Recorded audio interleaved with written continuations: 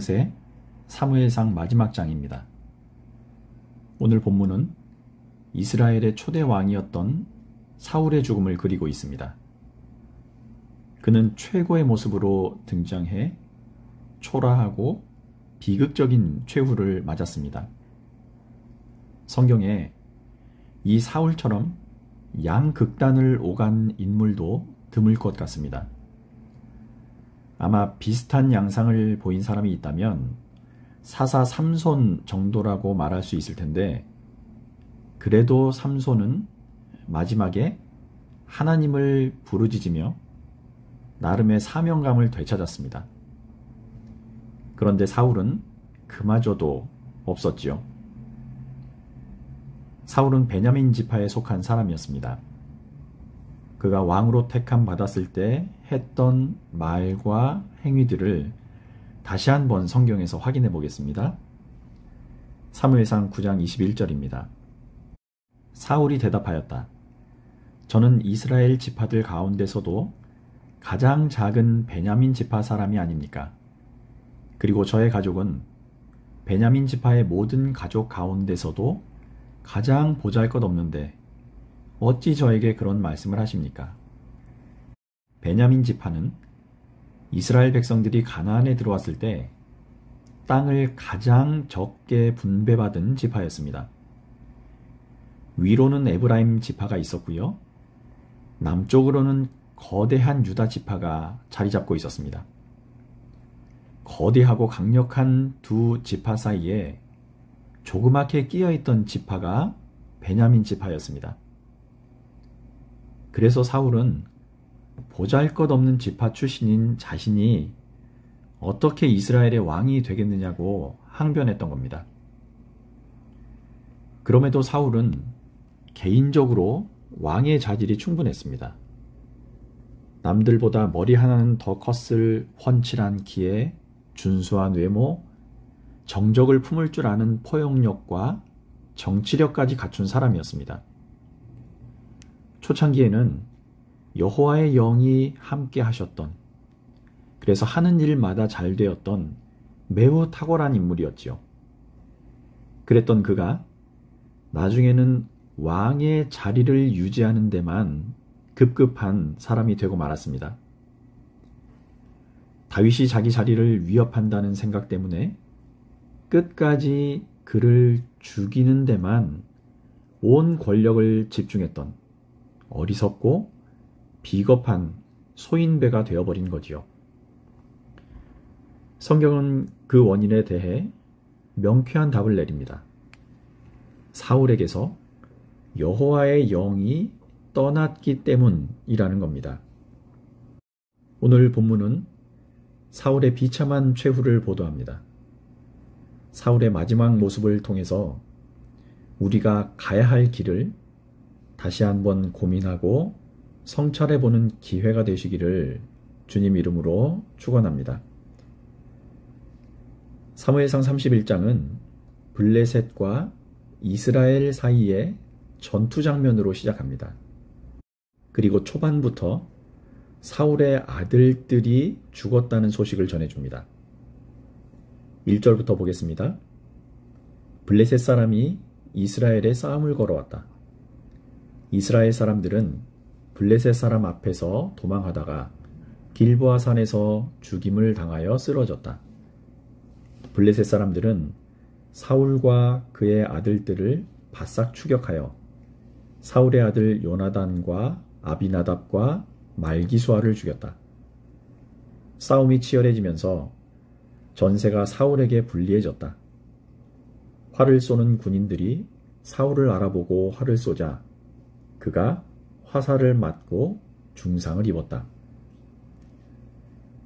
사실 사울 가문의 죽음은 이미 예견된 일이었지요. 사울이 블레셋 군을 앞에 두고 두려움 때문에 뒤늦게 하나님을 찾았지만 어떤 답도 얻지 못했습니다. 그래서 선택한 것이 신접한 무녀를 찾아가는 것이었지요.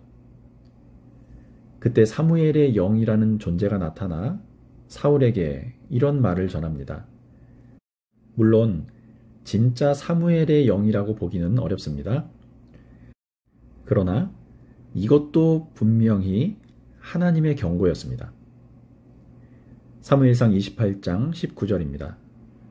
주님께서는 이제 당신과 함께 이스라엘도 블레셋 사람의 손에 넘겨주실 터인데 당신은 내일 당신 자식들과 함께 내가 있는 이곳으로 오게 될 것이요.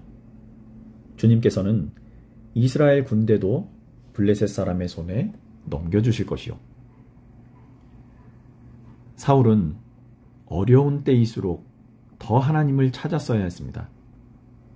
그러나 그렇게 하지 않고 끝까지 자기가 생각한 대로만 온갖 방법을 다 찾았지요.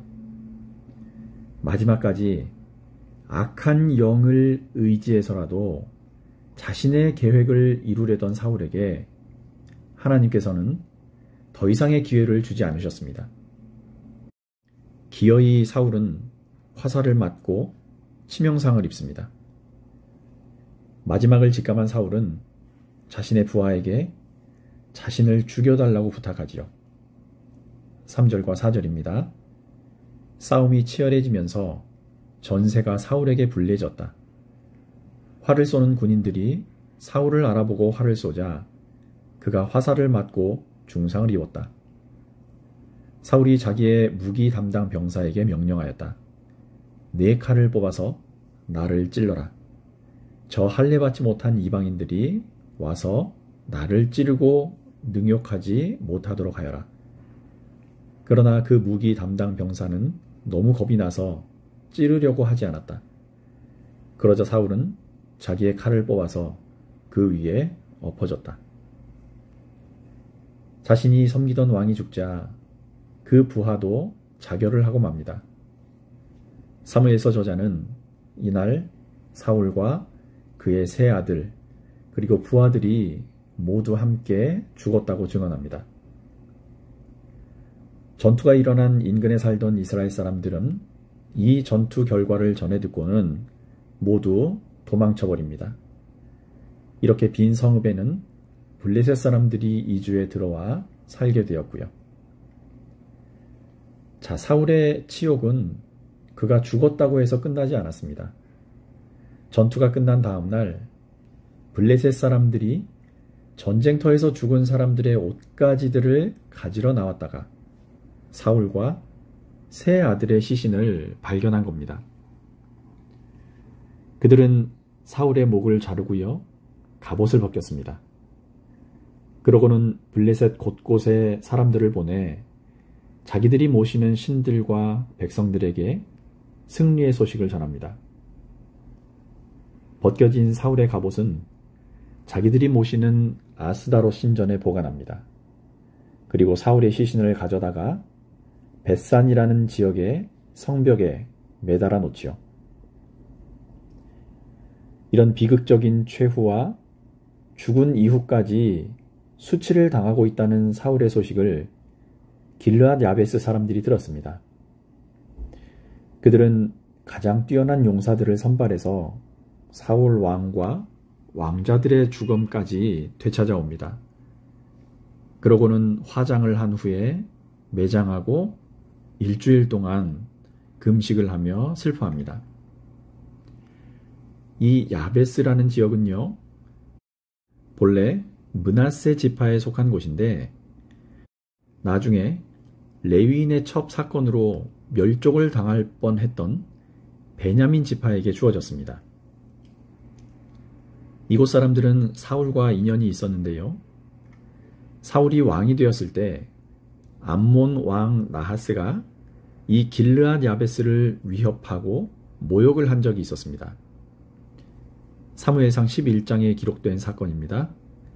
그때 사울이 하나님의 영에 감동이 되어서 군대를 모으고 이들을 구해준 적이 있습니다. 그리고 야베스 사람들은 사울이 왕권을 더욱 강화할 수 있도록 도움을 주는 관계가 됩니다. 이렇게 사울 왕 초기에 맺어졌던 좋은 인연 때문에 야베스 사람들이 사울 왕과 그 아들들의 시신을 거두어서 장례를 치러주었던 거지요. 어쨌든 사울의 역사는 이렇게 끝이 납니다. 사무엘서에는 없지만 사울에 대한 평가를 기록한 것이 있습니다.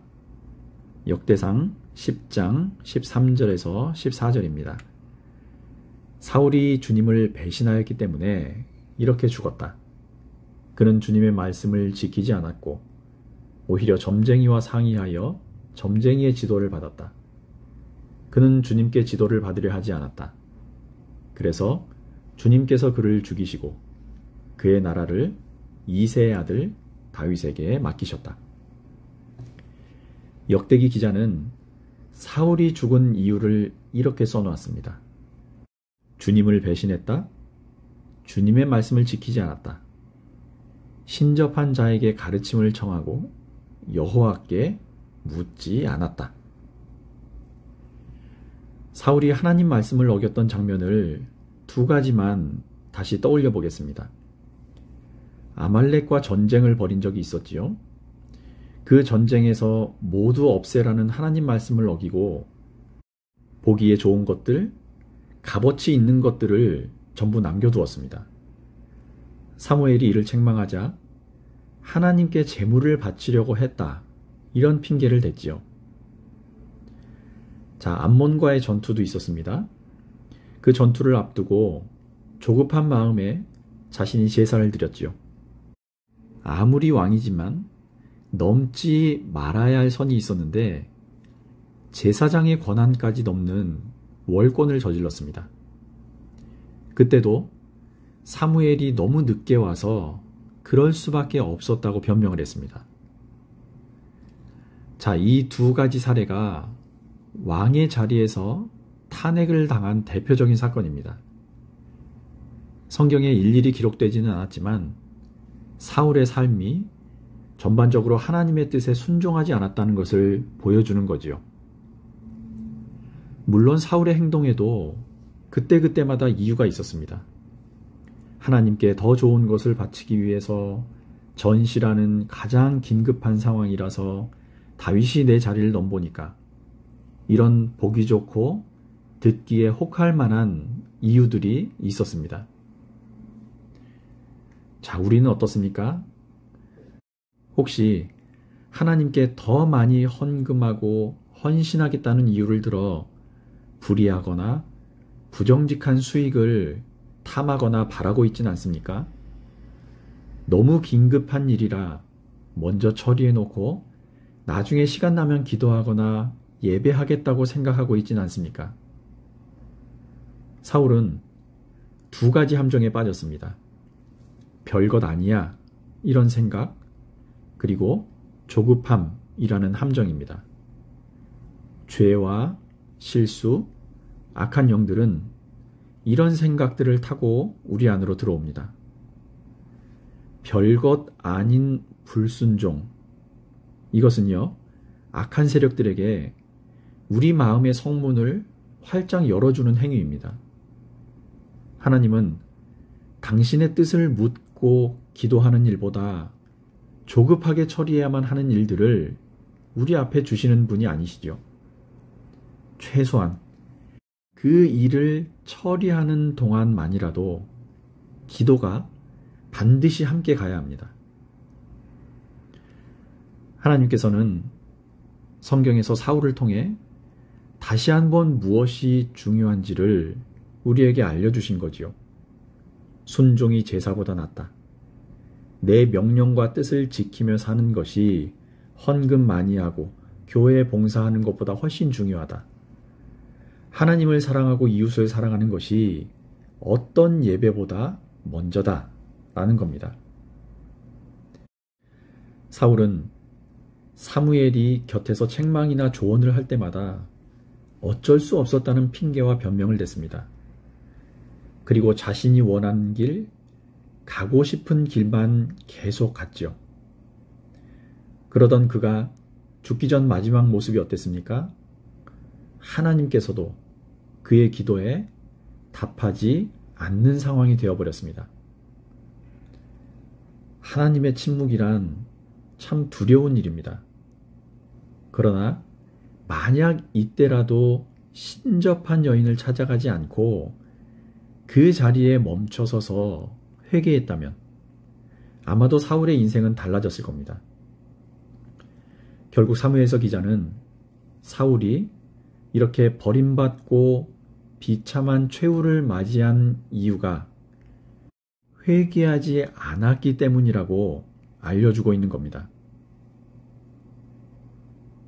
오늘 사무엘서 기자는 사울의 비참한 죽음과 죽음 이후에 당했던 수치스러움까지 고스란히 우리에게 전해주고 있습니다.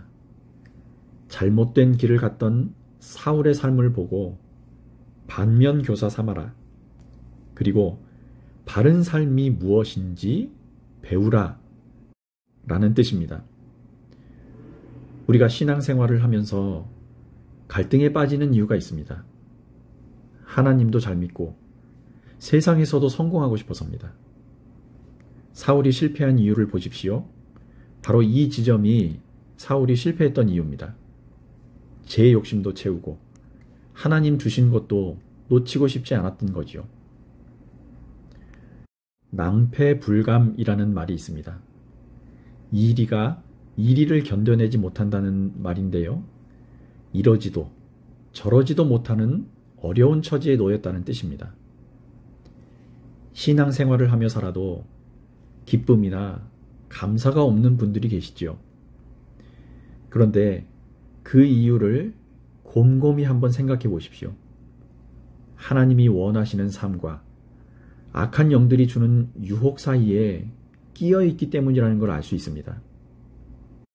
하나님이 주시는 복도 받고 싶고 세상이 주는 달콤함도 놓치고 싶지 않으니 이러지도 저러지도 못하는 상황이 계속되는 겁니다. 마치 두 마리 토끼를 다 잡겠다고 이리 뛰고 저리 뛰는 셈이지요. 그러나 성경은 그분의 손에 모든 것이 있으니 우리에게 한 길만을 가야 한다고 교훈합니다. 저나 여러분들 모두 언젠가는 하나님 앞에 돌아갈 날이 있을 겁니다. 서로 앞서거니 뒤서거니 하며 순서에만 조금 차이가 있을 뿐 모든 사람들이 가야 하는 길이지요. 그때 후세대들은 우리를 보고 어떤 평가를 하게 될까요? 우리 아버지, 우리 어머니는 교회는 열심히 나가셨지만 주님의 말씀을 지키지 않았다. 마음에 하나님이 아니라 다른 것을 더 소중하게 품고 사셨다는 이런 평가만큼은 받지 않게 되기를 바랍니다. 저와 여러분들의 마지막이 오늘 사울의 모습을 닮지 말아야 합니다. 우리 모두 하나님 말씀대로 살다 간 사람, 기도한 대로 살다 천국으로 간 사람, 말한 대로 살다가 간 사람, 하나님을 사랑하고 이웃을 사랑했던 사람이라는 좋은 평가를 받으며 그분께 돌아가는 귀한 인생이 되시기를 주님 이름으로 축원합니다.